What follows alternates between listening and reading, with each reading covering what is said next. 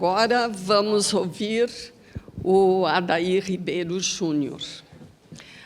O Adair é natural de Londrina, Paraná, engenheiro naval, pesquisador, escritor, especialista e mestrando em ciência da religião pela PUC de São Paulo. Conselheiro do Instituto Espírita de Educação, em São Paulo. Curador do Museu Allan Kardec Online, cujo acervo é composto por fotos, manuscritos de comunicações recebidas na Sociedade Parisiense de Estudos Espíritas e em outros grupos espíritas da época da codificação do Espiritismo na França. Cartas de Allan Kardec e diversos documentos importantes das primeiras décadas do Espiritismo. Juntamente com Carlos Sete Bastos e Luciana Farias, tem realizado pesquisas sobre a historiografia do Espiritismo, particularmente sobre a polêmica das supostas adulterações de A Gênese e de O Céu e o Inferno, de Allan Kardec. Também é colaborador do Centro de Cultura, Documentação e Pesquisa do Espiritismo, Eduardo Carvalho Monteiro, de São Paulo. É também autor do livro A Obra Esquecida, de Ângel Torteroli, O Espiritismo no Brasil e em Portugal. Com a palavra...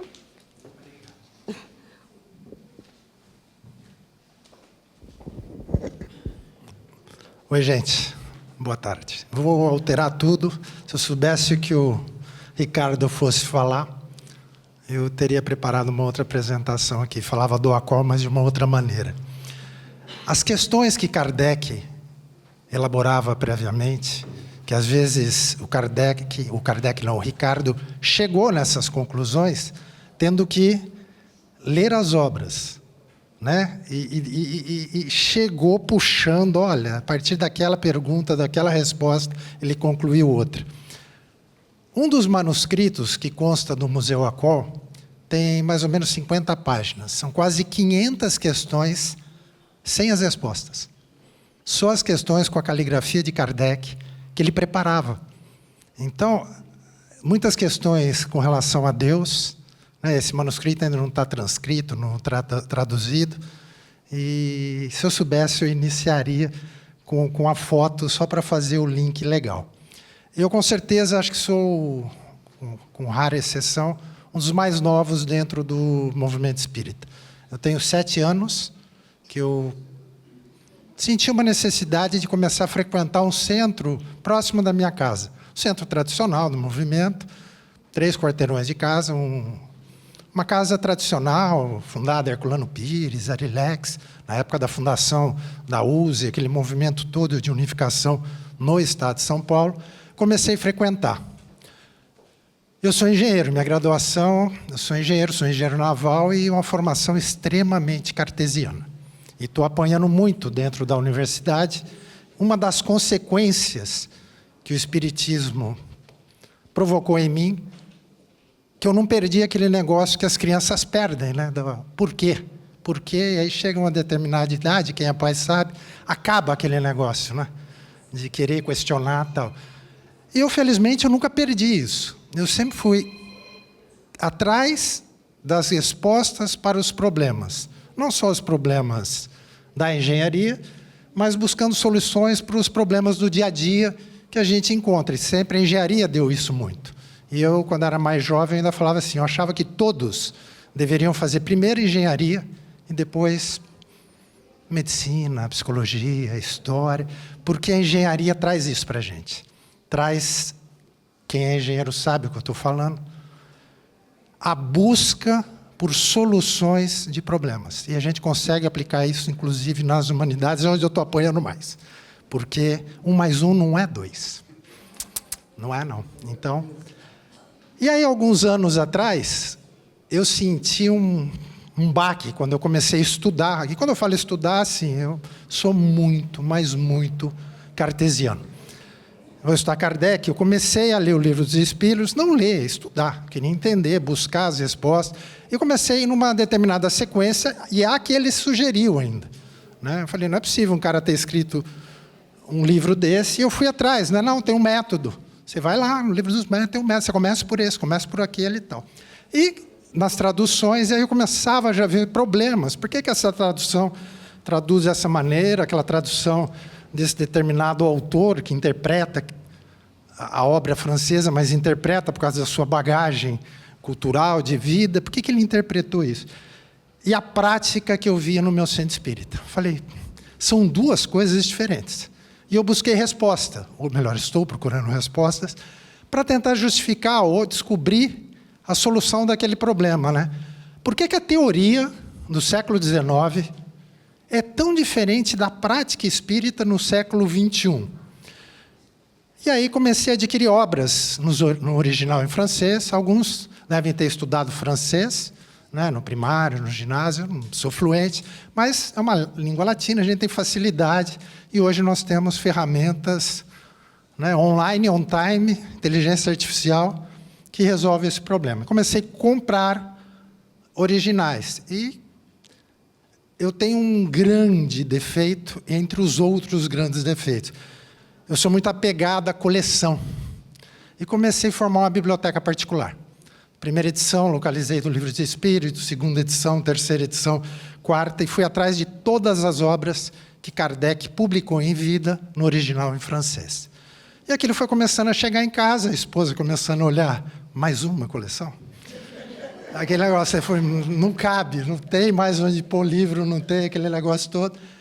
E aí, em 2018, na internet, no Facebook, começaram a anunciar determinados documentos relativos a Kardec, cartas do Kardec, manuscritos atribuídos a Amélie Gabrielle Boudet, edições originais. E aí eu pus um amigo meu de Paris e falei, cara, levanta a capivara dessa pessoa que está vendendo isso. Existe, não existe, quem é, quem não é.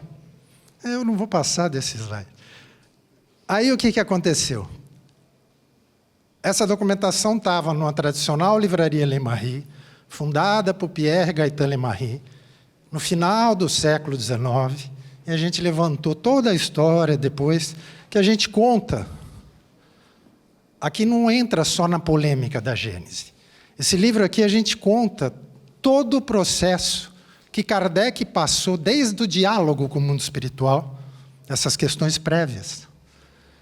Como que era a legislação para você imprimir um livro na época, né? Lembrando que a gente está no meio do rebuliço com Napoleão III. Né? Existia uma monitoria. Por que a Sociedade Parisiense de Estudos Espíritas precisaria de uma autorização das autoridades policiais naquela época? Por que no regulamento da Sociedade Parisiense, Kardec vetou discussões políticas de economia social? Será porque ele não queria discutir isso dentro da sociedade? Ou seu contexto histórico, político, social? Isso a gente vai problematizando um monte de coisas, para entender. Então, esse resgate histórico para o movimento espírita ele é importante.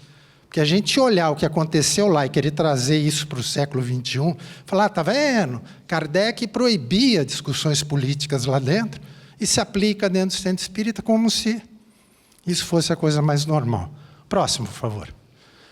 Então, o que aconteceu? Em 2018, começou a ser anunciado esses documentos. Coloquei um amigo meu para ver. De 2018 a 2019, iniciou-se uma negociação com a pessoa, negociação comercial, para tentar trazer esses documentos. Não eram uma carta, duas cartas, são milhares de páginas de manuscritos. Em 2020, esses documentos chegaram, primeira coisa, higieniza, limpa, organiza, tenta classificar de alguma maneira. Não, vai ser por data, não, vai ser por tema. É um grande problema que até hoje não consegui fazer. E aí a gente resolveu formar um museu virtual. Por quê? Esses documentos já tinham ficado presos 150 anos dentro de uma caixa. Seria um absurdo agora estar na casa de alguém, de novo, isso, dentro de uma biblioteca particular. Esse documento é do movimento espírita. E aí foi formado esse site, allan-kardec.online, conseguimos esse domínio.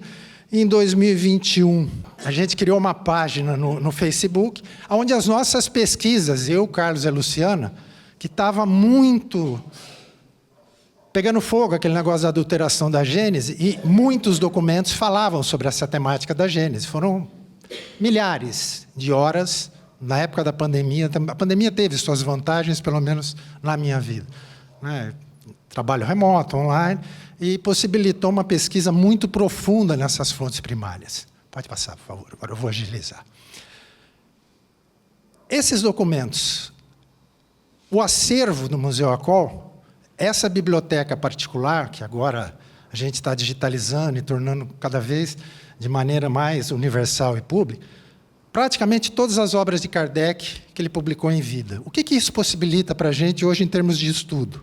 O processo de construção da doutrina espírita. Assim como o Ricardo falou, muita gente ainda imagina que Kardec perguntava e essas respostas vinham, Ctrl+C, Ctrl+V, iam para as obras fundamentais, como Kardec chamou. As 22 obras que ele publica em vida, todas as obras que o movimento às vezes teima de chamar de Pentateuco, ou chama de obras básicas, Kardec chamava de obras fundamentais do Espiritismo.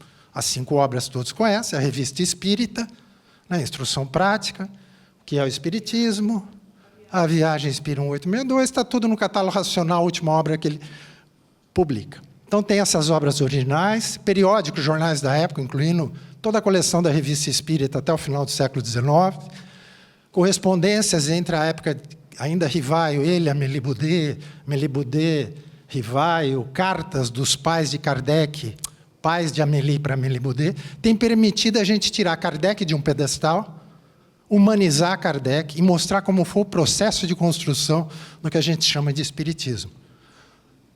Ele alterou perguntas, ele mexeu em respostas, o que era resposta virou pergunta. A mão de Kardec riscando manuscritos com a caligrafia dele, alterando palavras, procurando dar um sentido melhor para aquele conhecimento que estava chegando. Então, ele era autor, coautor, organizador, o crítico, o fundador do Espiritismo, o método, o critério da razão, que não é nada novo. No contexto histórico dele, isso era a coisa mais normal do mundo. Ele vem do iluminismo, positivismo, não tem nada de novo nisso. Mas o controle universal também veio da cabeça de Kardec. Que consenso é esse? Quando é que pode ser modificado? Ele deixou muito claro que, inclusive, os princípios do Espiritismo poderiam ser mudados, e deu até o prazo de 25 e 25 anos. Quando ele fez a Constituição Transitória do Espiritismo, ele prevê que nos congressos poder-se-ia, inclusive, se mexer em princípios. Nada dogmático. Por gentileza, agora vamos agilizar. Então, a estrutura do museu está dividida em algumas coisas. Manuscritos, cartas, livros, tal. Por favor. Chamou a atenção, primeiro, da academia. É muito interessante isso. Triste, mas normal. Porque algo que deveria chamar muita atenção no movimento espírita, e chamou, a gente sabe que chamou, mas chamou principalmente o interesse da academia, que às vezes a gente critica tanto pelo seu dogmatismo, mas é onde nasce o conhecimento estruturado. E, a partir disso, foi firmado um convênio com a Universidade Federal de Juiz de Fora, onde o Adair já não aparecia para evitar qualquer tipo de personalização. Então, foi fundado um museu virtual, o ACOL, não tem CNPJ, não tem nada.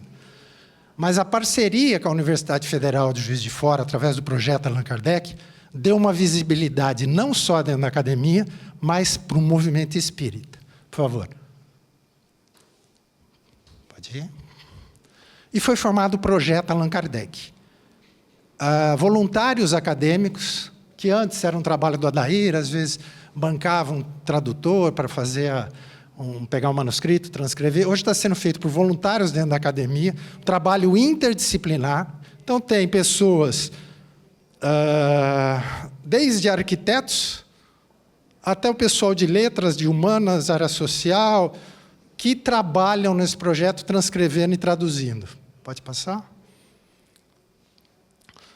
O portal da universidade foi baseado em 2 grandes projetos existentes de 2 potências, né, na área de conhecimento, Oxford e Harvard, Newton Project, e o do Darwin, onde estão hospedados manuscritos desses 2 pensadores, desses 2 cientistas, aberto para consulta, para trabalho, para pesquisa. Pode adiantar?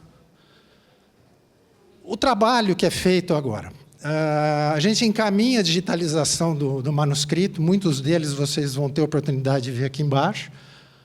Eles recebem aquilo, dão uma catalogada, distribuem, tipo como se fosse um duplo cego, né? Um faz a transcrição e o trabalho daquela transcrição é revisto por outro pesquisador, e no caso da tradução. Né? É processado, classificado e colocado dentro do portal, aberto, qualquer um pode acessar o manuscrito, a transcrição e a sua tradução. Então, está tudo categorizado, então a gente está procurando cada vez mais aperfeiçoar o método de busca dentro do site, do portal, procurando colocar a linha do tempo dentro, se alguém está pesquisando uma determinada carta, para que ele possa localizar um documento próximo ali que converse. Pode mudar, por favor? Então, para ter uma ideia de alcance do projeto Allan Kardec, né, o número de visualizações, mais de 10 países, e a grande maioria da área acadêmica. A gente não tem como medir isso. Pode continuar, por favor. E o resultado dessa documentação toda está começando a se refletir em trabalhos acadêmicos, artigos. A PUC Minas, o ano passado, soltou um dossiê especial, né, a Horizonte, a revista, inteiramente dedicado a Allan Kardec e ao Espiritismo. Acho que são 10 ou 12 artigos, 3 ou 4 fizeram uso dessas fontes na elaboração dos artigos. É o dossiê mais visto dentro da revista espírita, da revista Horizonte, uma revista classificada como A1, na Qualis, que é o topo no Brasil, para a gente ter ideia do que é isso. E tem chamado a atenção, primeiro, da academia, e a gente tem procurado fazer essa divulgação dos manuscritos em congressos, mostrando o que é, e isso que eu estou fazendo aqui, por gentileza. Então, a gente procura fazer exposições físicas, né? Então, tem uma pastinha especial. Todos vocês vão ver, e eu queria agradecer de público à Federação Espírita do Rio Grande do Sul, que ano passado eu tive no congresso, a convite deles, e eles fizeram todo um trabalho de marketing, de visualização com os cartões, que ficou tão bacana que eu pedi se eles cederiam aquele material. Né? Falei, olha, eu vou usar isso, ficou muito bom. Eu cortei, né, a parte onde congresso, Fergues, e onde eu vou eu uso. Então, eu queria agradecer de público esse material. Então, a gente faz eventos acadêmicos, né? Teve um evento em Juiz de Fora, um evento inteiramente dedicado ao espiritismo dentro da academia, onde foram apresentados os resultados publicados nessa revista Horizonte, e em redes sociais a gente tem procurado divulgar isso, por gentileza. O impacto, eu falei agora, né, esse acesso a fontes primárias tem propiciado um resgate a toda a biografia de Kardec e uma figura que ainda a gente está escrevendo.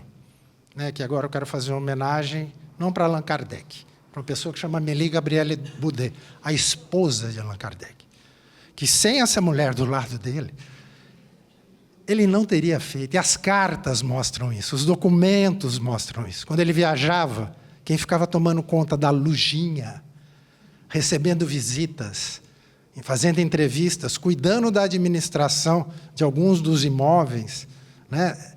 Quem organizou, eu falo isso, amanhã eu vou falar de novo, eu falo. Mas Amélie Gabrielle Boudet, a gente está escrevendo uma biografia dela. Né? São tantas informações que a gente tem nessa documentação que essa mulher precisa do seu devido lugar. Está pareada ombro a ombro ali com Allan Kardec. Além, ontem, a hora que eu estava montando junto com o Beto ali, ele soltou uma frase, até comentei, ele falou, nossa, a gente é espírita e preocupado, né? Memorial, um materialismo, sei lá.